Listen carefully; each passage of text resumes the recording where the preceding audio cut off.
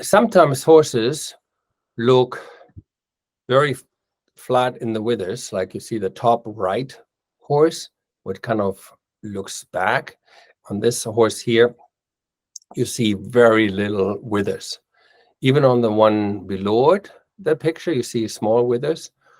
However, most likely horses have a good chunk of withers. So if you draw a line from the top of the withers to the croup, you see there's quite a bit of a contour. Now, if you take a soft cloth and you just fold it in half, you say, oh, that can't be too bad. But most likely, if you hang it over the red line on this picture here, that soft cloth or saddle pad without contour sits nice and even and smooth down.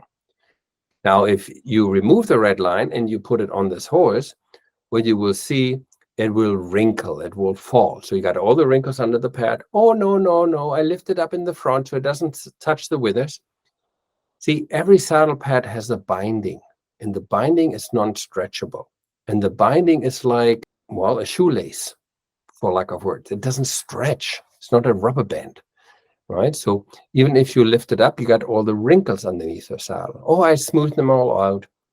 The fact is, where the saddle sits, you put so much pressure on the spinal processes, and people say, no way saddle pads can cause twisting spine on the withers. It's so soft. How is that possible? Well, every drop in a glass of water makes the glass fuller and fuller and fuller and fuller. So here's the drop of water. What my analogy is with the saddle pad, what's not contoured. The largest organ on the horse is the skin.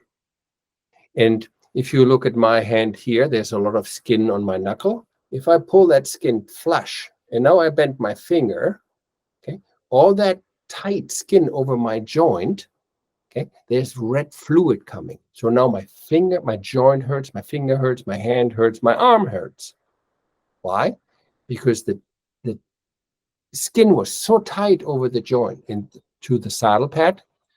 Remember what I said? The binding of your saddle pad does not bend, does not stretch. So that will come down like a rope over the horse's spine.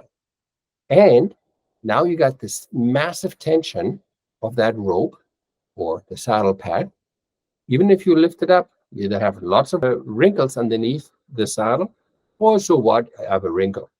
You do not walk in your shoes when your sock, your super soft sock, is wrinkled underneath your shoe. You can't even stand if the seam is underneath your toe.